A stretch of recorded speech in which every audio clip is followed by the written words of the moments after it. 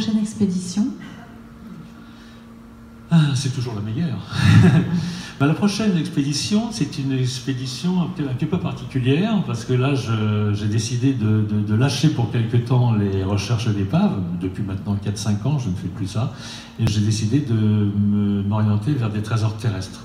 Alors, c'était des trésors terrestres en Europe, c'était des trésors terrestres en Amérique du Sud. Et la prochaine opération, là, ça va être en Australie. Qu'est-ce que vous cherchez? En Australie, de l'or. C'est principalement de l'or, parce que c'est un pays où il y a énormément de ressources en or, et là, c'est pas de la recherche archéologique, c'est véritablement de la recherche de trésors. Voilà. Mais je veux dire, cette expédition est rattachée à une certaine histoire. Quelqu'un aurait perdu de l'or quelque part? Non, pas du tout. Chercher de l'or naturel? C'est de l'or naturel. Des pépites? Ce sont des pépites, ce sont des gisements d'or. Vous êtes fasciné par l'or? Fasciné par l'or, oui et non. Moi, j'ai été fasciné par l'or, effectivement, et les trésors en général. Et le mot trésor est un mot magique en France, en français. Et puis très rapidement, je me suis aperçu que le trésor, c'était pas uniquement de l'or, pas uniquement de l'argent, pas uniquement des bijoux, c'était aussi autre chose. C'était tout le côté, je dirais, humain, le côté technique, le côté... Enfin bon, les aventures que je vis avec une équipe, quelquefois, il y a des opérations où j'ai eu plus de 20 personnes avec moi, vous voyez, sur des opérations maritimes. Pour les opérations terrestres, c'est beaucoup moins, on est quelquefois 4-5 seulement. Mais le mot trésor, si vous voulez, est un mot qui a été souvent galvaudé. Donc l'or, le trésor, etc. De moins en moins... Non, ce qui est important, c'est de pouvoir, comment dire...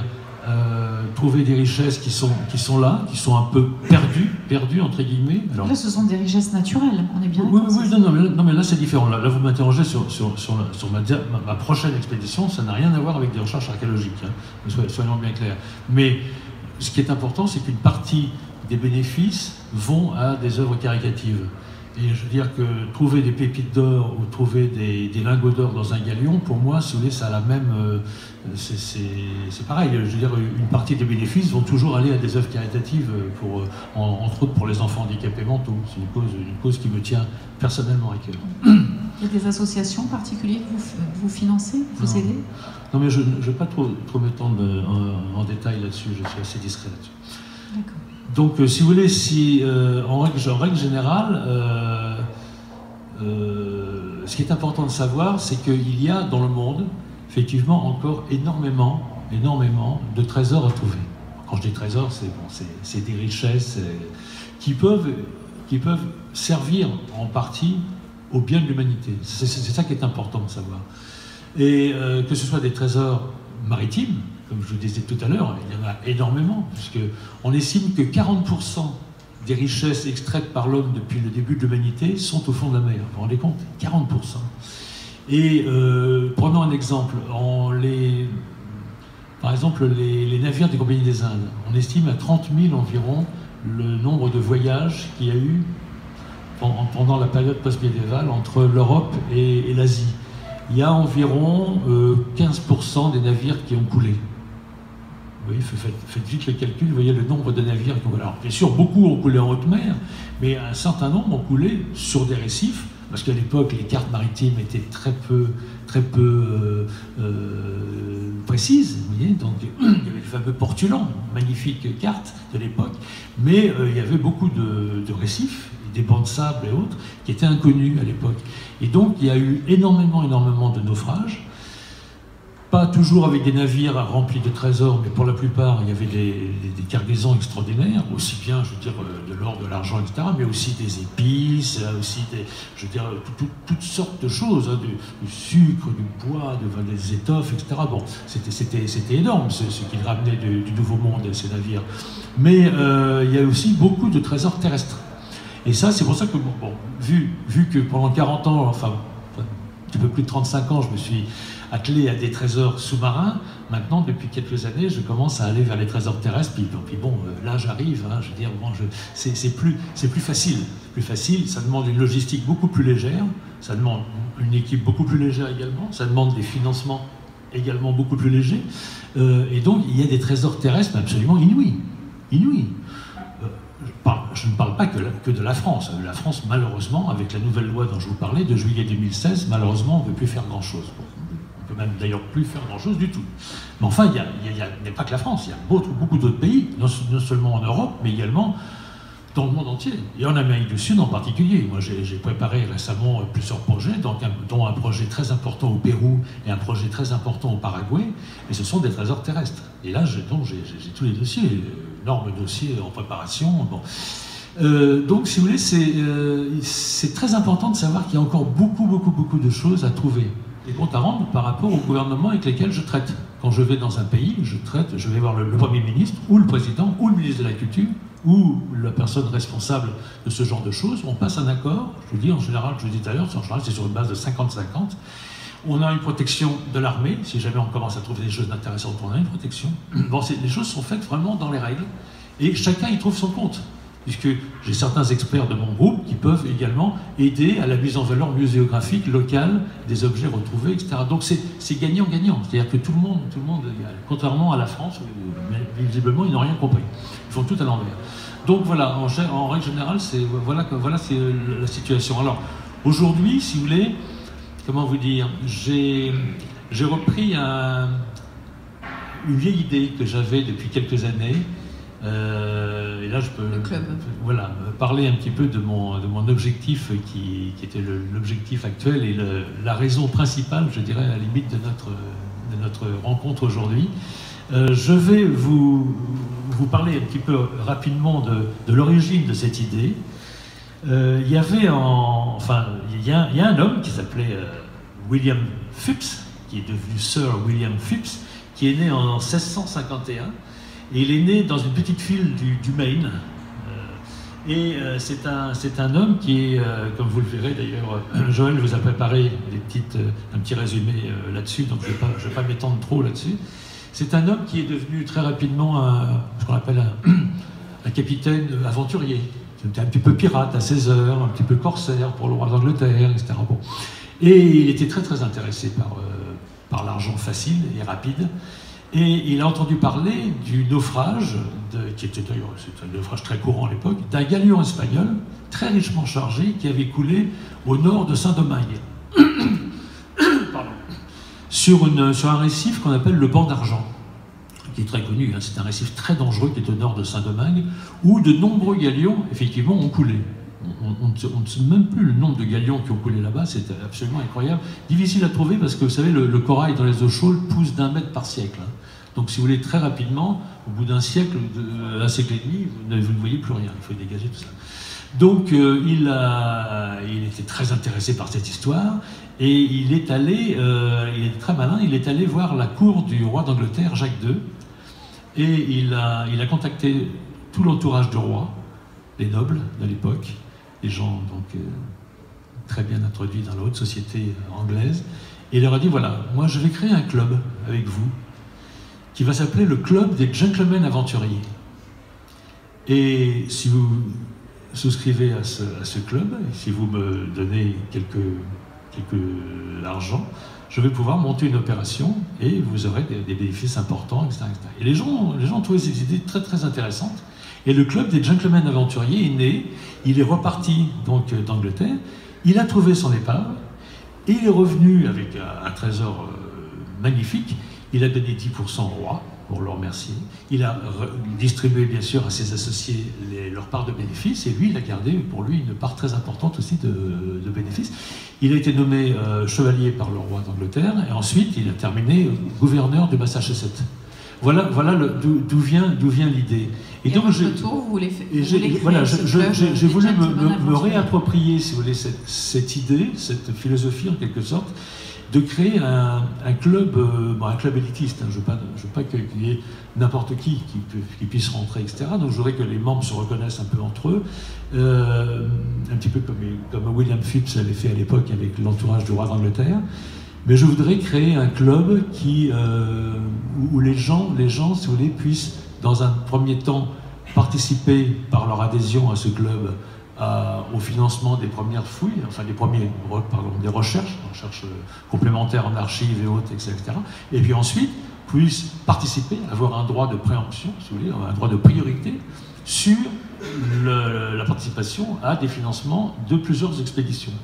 Et des expéditions, depuis 40 ans, vous pouvez imaginer que j'en ai un certain nombre dans mes tiroirs, qui sont prêtes à démarrer. Demain, je peux contacter les gouvernements, dire voilà, j'ai un dossier qui est prêt, j'ai les financements adéquats, on peut démarrer. Et ça je veux dire, voyez, donc, ces opérations, après, permettent de générer des bénéfices et ensuite peuvent auto-alimenter le club, et les membres du club pourraient bien sûr venir participer aux opérations, venir sur place. C'est toujours intéressant de venir passer ne serait-ce qu'une semaine, etc. Beaucoup de gens me le demandent, et etc., etc. Et puis ensuite, bon, il y a tout ce qu'on peut retirer autour de ces opérations, avec éventuellement l'introduction là, à ce moment-là, d'un sponsor, à ce moment-là, et diverses opérations, et des opérations caritatives également. Généralement, les financements sont faits de plusieurs personnes, ou une seule et unique personne, ou... Disons que là, ce sera plusieurs personnes, puisque c'est un club, ce seront les membres du club qui auront la possibilité de pouvoir, d'une façon ou d'une autre, avec une relative petite somme ou quelquefois une somme plus importante, participer au financement de chaque opération. Mais vous avez déjà organisé des opérations avec un seul et unique financeur? En règle générale, j'ai toujours essayé dans le passé de limiter. Contrairement à, par exemple, un Américain qui est décédé depuis, qui s'appelait Mel Fisher. C'est lui qui a trouvé le fameux galion Nuestra Señora de Atocha, au large de la Floride. Lui, il ratissait large, je dirais. Il ratissait large, et donc chaque personne disait voilà, vous investissez $100, vous avez ça. Non, c'est pas du tout, ça n'a jamais été ma politique. J'ai toujours essayé d'avoir 1 ou 2 financiers maximum. Mais là, c'est différent. Là, je veux vraiment faire participer des gens, les faire rêver, parce que les gens aujourd'hui, même des gens qui ont des moyens importants, quelquefois, ils ont de l'argent, mais ils veulent participer à une aventure, ils veulent rêver, ils veulent, vous voyez, et ça je l'ai remarqué depuis plusieurs années, ce qui m'a poussé à créer ce club, que j'aimerais créer bientôt, le club des gentlemen d'aventuriers, parce que j'ai senti un besoin de gens qui ont des moyens financiers, mais qui veulent participer directement, par leurs rêves. Vous êtes nombreux à travers le monde à faire votre métier? En France, des opérations internationales, nous étions 3. Il y avait Henri Deleuze, qui était président de la COMEX, qui a été un de mes premiers sponsors avec Cartier d'ailleurs, qui est décédé, comme vous le savez peut-être, il y a quelques années, il y a 3 ans, je crois, 4 ans. Henri Deleuze était passionné par les épaves anciennes, et surtout les épaves de la période qui m'intéresse, c'est-à-dire post-médiévale, c'est-à-dire 16e, 17e, 18e siècle. Franck Gaudiot, qui est un copain que je connais bien, lui, Franck, a très très bien réussi. C'est lui qui a trouvé le fameux temple de Cléopâtre, Alexandrie, qui a gagné beaucoup d'argent sur des galions aux Philippines, etc. Et qui, lui, maintenant, se réserve surtout pour l'organisation d'exhibitions. D'expositions. Il veut même en faire une ici à Monaco. Il va en faire une? Non, mais enfin, il aimerait bien qu'un musée soit construit ici, juste en face, bien sûr, pour y mettre ses barques philippines. Tout à fait. Non, mais je veux dire, bon, alors lui vraiment, il est arrivé à un stade où c'est le stade ultime, c'est-à-dire pouvoir dire, voilà, j'ai réussi, j'ai trouvé X épaves avec ça, etc. J'ai trouvé X trésors. Maintenant, ce qui m'intéresse, effectivement, c'est faire participer le public. J'espère que bientôt, le club des gentlemen d'aventuriers arrivera à ce stade, et c'est un des objectifs de notre club, notre futur club. Et puis moi, le 3e. Donc, vous voyez, donc nous ne sommes pas très très nombreux en France. Alors dans le monde, il y a surtout des anglo-saxons, il faut dire, certains groupes américains, anglais, et d'autres. Ça, c'est surtout dans les pays anglo-saxons, puisque la loi, comme je vous disais, le fameux Treasure Act, est une loi extrêmement positive et très ouverte au partage. Donc les gens dans les pays anglo-saxons n'ont absolument pas l'envie, comme en France, de cacher leur découverte. Au contraire, ils la déclarent. Et donc les musées sont très très heureux d'avoir cette loi qui leur fait remplir leur musée. Et puis voilà, donc on est dans le monde, je veux dire, je ne vais pas dire un chiffre idiot, mais peut-être entre 20 et 30 groupes qui cherchent des trésors, parce qu'il y en a aussi beaucoup qui s'ouvrent et puis qui se ferment un an ou deux après. J'imagine que ça doit être difficile d'en vivre. Est-ce que c'est votre profession? Oui, alors c'est mon unique occupation, oui, depuis longtemps maintenant, depuis, je dirais, plus de 30 ans. C'est mon unique occupation. Alors, c'est vrai que c'est une occupation un peu en sinusoïde. Il y a des moments extraordinaires où on a fait des belles découvertes et où effectivement on peut un peu vivre sur ses lauriers. Et puis il y a des périodes, pendant plusieurs années, on rame, c'est le cas de le dire, et on recherche des financements, et puis on attend encore les autorisations de certains gouvernements, et puis bon, ça si vous voulez, ce ne sont pas des opérations qui se montent comme ça, vous voyez, dans un claquement de doigts, absolument pas. Ce sont des opérations où les gouvernements maintenant sont de plus en plus regardants, ils demandent des curriculum vitae extrêmement précis. Il faut par exemple qu'on ait un archéologue officiel dans nos équipes, etc., etc. Vous voyez, donc ça demande une préparation très longue. Mais bon, on y arrive. Mais ça demande quelquefois 2-3 ans pour monter une grosse opération de préparation. Vous êtes plongeur ? Bien sûr, bien sûr. Ah oui, je ne pourrais pas être là, m'accrocher à la rambarde du bateau, regarder les bulles remonter. Non, surtout ce qui est extraordinaire au fond de la mer, si vous voulez, c'est d'avoir par exemple la tête de la suceuse des vaseuses qui repose sur votre épaule. Alors vous avez un robinet, vous modulez plus ou moins le volume de la succion, parce qu'il y a un compresseur en surface qui aspire, comme un gros aspirateur, si vous voulez.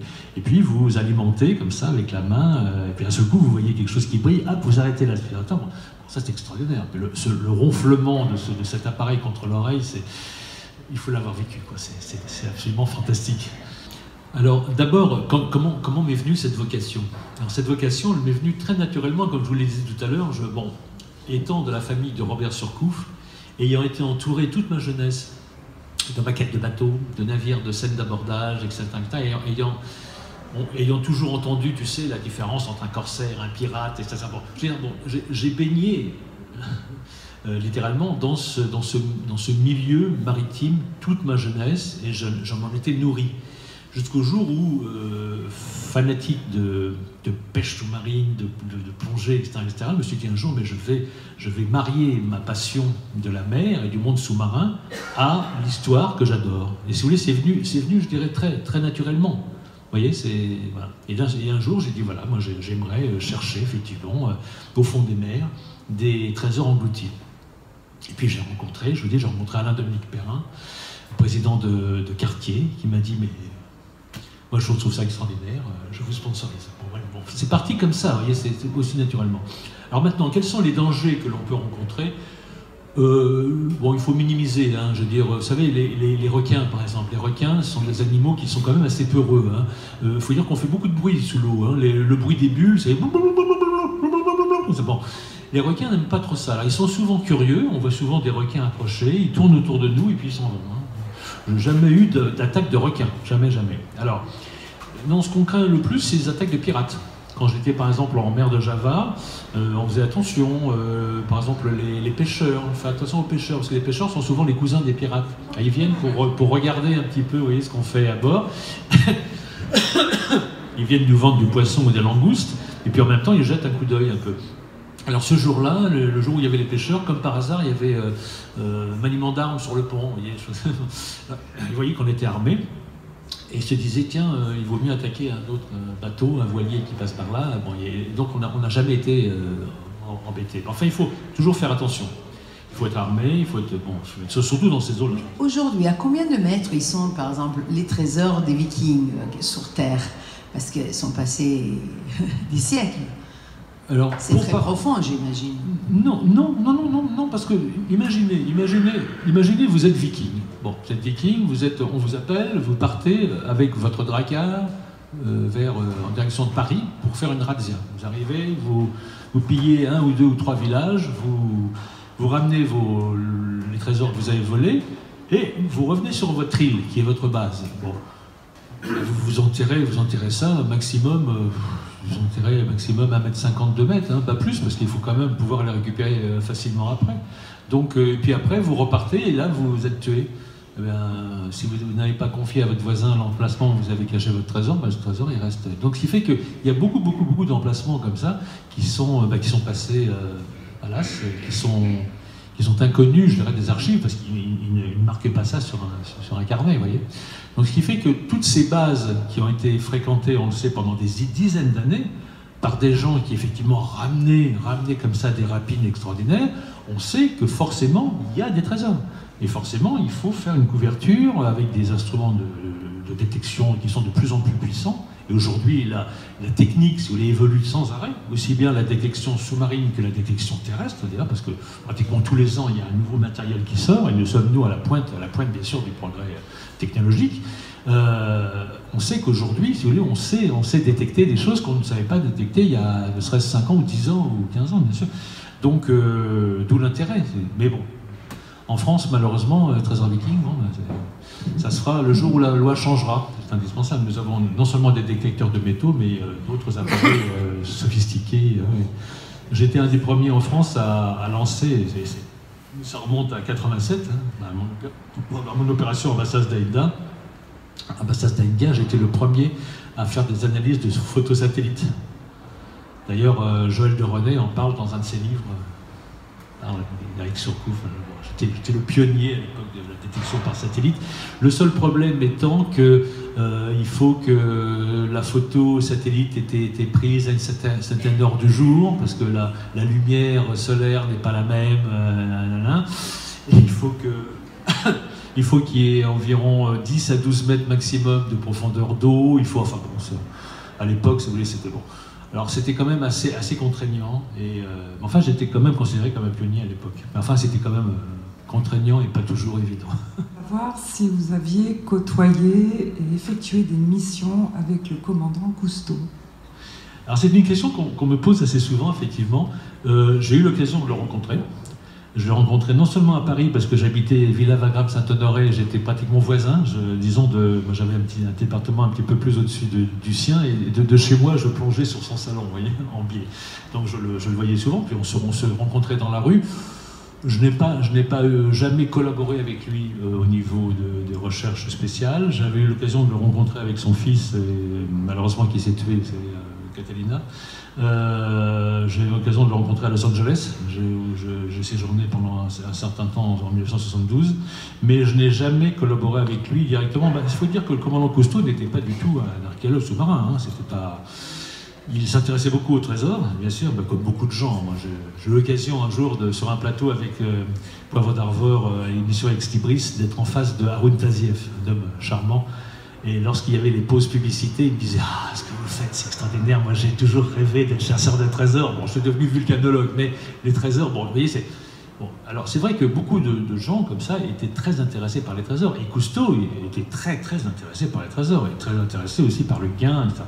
Et d'ailleurs, il a été entraîné par une histoire par le maire de Saint-Barthélemy à l'époque, dans une histoire justement pour rechercher le fameux Nuestra Señora de la Concepción, dont je vous parlais tout à l'heure, le fameux galion de William Phipps, qui était à l'origine de l'idée du club des gentlemen aventuriers.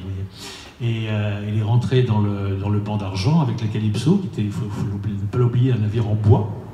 Et il s'est trouvé prisonnier des coraux, impossible d'en sortir. Il a eu beaucoup de chance parce qu'il a failli couler avec son navire sur place. Mais il n'a pas trouvé l'épave en question. Parce qu'il y a toujours un mystère. On ne sait pas si William Phipps, en fait, finalement, a trouvé le vrai Nuestra Señora de la Concepción ou pas. Enfin, ça, c'est une autre histoire. Moi, personnellement, je ne pense pas qu'il ait trouvé le bon galion. Il a trouvé un autre galion. Parce qu'il n'a pas trouvé d'or, il a trouvé beaucoup d'argent. Il y a des tonnes d'argent, mais pas d'or, donc c'est bizarre. Non, Cousteau, je n'ai jamais travaillé avec lui, j'ai entendu beaucoup de choses sur le commandant Cousteau, c'est pas le... En fait, je voulais juste vous demander, en fait, quand on est dans la famille Surcouf, qu'est-ce qui se transmet de génération en génération sur Robert Surcouf, justement? Est-ce qu'il y a des anecdotes qui ont été transmises? Et deuxième question, en fait, je voulais savoir, il y a une étiquette qui parfois peut coller à la peau, c'est celle de pilleur d'épave. Et je me demandais comment vous réagissiez par rapport à ça. Alors tout d'abord, comment est-ce qu'on agit lorsqu'on est un Surcouf, de la famille du fameux Robert Surcouf, corsaire de Napoléon Ier? Il y a surtout un sentiment d'humilité par rapport à ce nom, parce que c'est un nom célèbre. Bon, c'est un nom malheureusement qui est de moins en moins connu, parce que vous demandez à un jeune dans la rue Surcouf, qu'est-ce que ça vous dit? Vous dites, je crois que c'est une boîte d'informatique. Donc, oui, c'est exact. Donc c'est un nom qui n'est plus dans les livres d'histoire, C'est un nom qui est... Alors j'essaye de le réhabiliter, justement, parce que j'ai écrit moi-même un livre sur Robert Surcouf, Surcouf l'Invincible, aux éditions du Rocher, qui est un livre que j'ai eu beaucoup de plaisir à écrire. Il y a également une bande dessinée, maintenant on en est au 4e tome, sur Surcouf, chez Glénat, qui marche pas mal. J'espère bientôt pouvoir, à partir de là, construire avec mon rédacteur un scénario.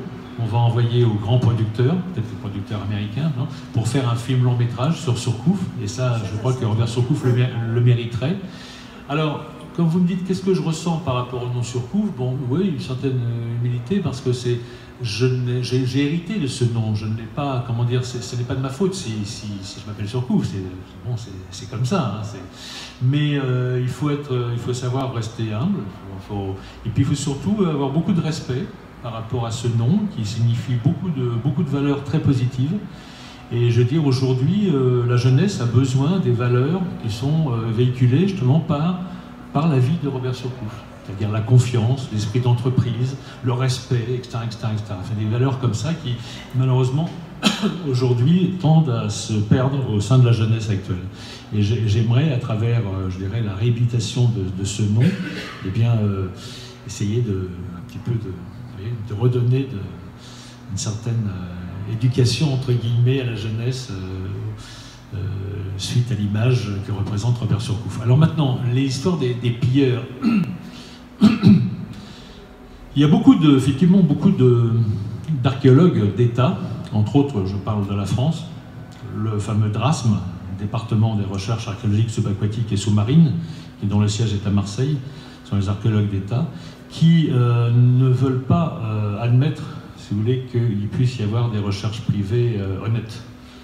Ça, c'est malheureux, c'est comme ça. Sinon, ils nous accepteraient au sein de... D'ailleurs, nous ne demanderions pas mieux de collaborer avec eux sur les opérations. Non, ils ne veulent pas. Ils ont un ego énorme, et ce sont les meilleurs, il n'y a qu'eux qui ont la vérité. Donc, nous sommes considérés, nous, effectivement, à partir du moment où on ne suit pas leurs règles, comme des pilleurs d'épaves. Oui, effectivement, des pilleurs d'épaves. Ça ne veut rien dire, parce que nous travaillons, je dirais, d'une façon extraordinaire, avec des archéologues diplômés. Alors c'est sûr qu'on ne va pas, comme eux, effectivement, avoir les mêmes objectifs. On ne va pas étudier pendant 6 mois un morceau de gréement. Ça, on le laisse aux archéologues. On dit aux archéologues, on est prêt à les inviter. Donc, voilà, nous, ce qui nous intéresse, c'était plutôt les matières précieuses, etc. Mais maintenant, il y a l'épave qui est là. Vous pouvez venir... Mais bon, vous voyez, la notion de pilleur d'épave, c'est effectivement, il y a des gens qui vont descendre comme ça sur une épave, qui vont mettre de la dynamite, qui vont faire exploser tout. Bon, c'est pas du tout la façon dont nous travaillons de façon extrêmement scientifique. Et il y a une large différence entre les archéologues d'État d'un côté, qui sont des gens extrêmement stricts, et puis les pilleurs d'épave. Nous sommes pas au milieu, nous sommes près des archéologues, mais avec une approche privée qui est un peu différente, un peu plus libre, je dirais, que là. Des gentlemen aventuriers. Oui. Est-ce que vous acceptez les ladies aventurières? Mais bien entendu, j'ai repris. Non mais votre question est excellente, parce que pourquoi les gentlemen aventuriers? C'est parce que j'ai repris en fait le terme qui avait été employé par William Phips à l'époque, au XVIIe siècle. Bon, mais effectivement, les gentlewomen aventuriers sont tout à fait acceptés, bien entendu. Aujourd'hui, si vous voulez, c'est tout à fait normal, et c'est très bien de m'en poser cette question, parce que je voulais en parler tout à l'heure, j'ai complètement oublié. Voilà, c'est très intéressant. Je vous remercie beaucoup de votre question. Très intéressant. Viking, mais pour parler des trésors terrestres, aujourd'hui, hormis les trésors, les richesses naturelles, quels sont les trésors terrestres que l'on peut encore découvrir? Et sont-ils aussi nombreux que les épaves qui dorment dans les fonds marins? C'est une très vaste question, sur un très vaste potentiel. Il faut considérer qu'à chaque fois qu'il y a eu une guerre, une invasion, un problème politique ou autre, les humains ont eu tendance à cacher leur richesse. Alors, à l'époque, il n'y avait pas les banques encore, il n'y avait pas les coffres, enfin bon. Et même donc, si vous voulez, vous trouvez au fond des puits, sous les châteaux, dans des souterrains, dans des grottes, dans les jardins des différentes maisons, dans des endroits innombrables, des trésors personnels que des gens, et encore d'ailleurs aujourd'hui, des gens cachent des trésors dans leur jardin. Un des exemples qui m'avait été donné par un de mes amis qui malheureusement est décédé, là, qui était secrétaire général du club des chercheurs de trésors, m'a dit que Louis de Funès, qui était un homme très, très avare, paraît-il, avait au moment de l'élection de François Mitterrand tellement eu peur qu'il avait caché un trésor dans le parc de son château, parce qu'il avait un château. Et que 3-4 ans après, voyant que la situation, la révolution des bolcheviks n'était pas venue en France, il s'est dit, bon, ben, je vais quand même déterrer ce trésor, et il ne se souvenait plus exactement sous quel arbre il avait caché son trésor. Donc il avait fait appel effectivement à mon ami, qui était venu avec un détecteur, et très rapidement, en 1 heure de temps, on avait retrouvé le trésor en question. Bon.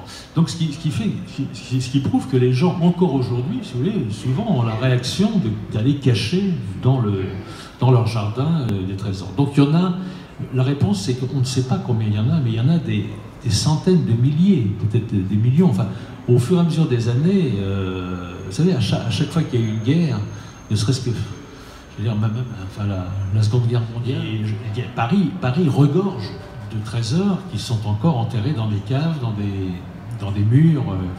Mais il n'y a pas que Paris, il y en a partout dans le monde. Moi, je me suis beaucoup intéressé récemment, comme je disais, au Pérou et au Paraguay. Et le Pérou, c'est le pays où il y a le plus de trésors au monde. C'était quand même le premier producteur d'or à l'époque de la conquista espagnole. Bon. En Bolivie, c'était le premier producteur d'argent, la mine de Pozozi. Et à partir du moment où on ne parle pas de la période avant Pizarre. Avant Pizarre, c'est le patrimoine péruvien, on ne peut pas y toucher. Ça, si jamais on fait des découvertes, il faut tout de suite leur donner au gouvernement, c'est ce qui est tout à fait normal. Mais à partir du moment où on parle, je dirais, de la période où Pizarre est arrivé au Pérou, là, effectivement, il y a une possibilité de partage sur la découverte. Et c'est extraordinaire. Par exemple, lorsqu'on parle des jésuites, les jésuites sont restés là-bas un petit peu plus d'un siècle, enfin 120 ans. Ça. Bon, ils ont été chassés du Pérou. Et quand ils ont été chassés, ils ont caché les richesses incroyables, surtout en or, qu'ils avaient, parce qu'ils exploitaient des petites mines d'or. Ils travaillaient les Indiens comme des esclaves, enfin, c'était affreux. Bref, et ils ont récolté énormément d'or dans leurs mines. Ils se sont dit, dans 2-3 ans, c'est pas grave, on va revenir. Bon, ils sont venus longtemps après, et beaucoup ne sont pas revenus. Ce qui fait que dans les églises, enfin les monastères, je veux dire, pardon, jésuites, on peut retrouver d'énormes trésors en or. Bon. Et ce n'est qu'un exemple.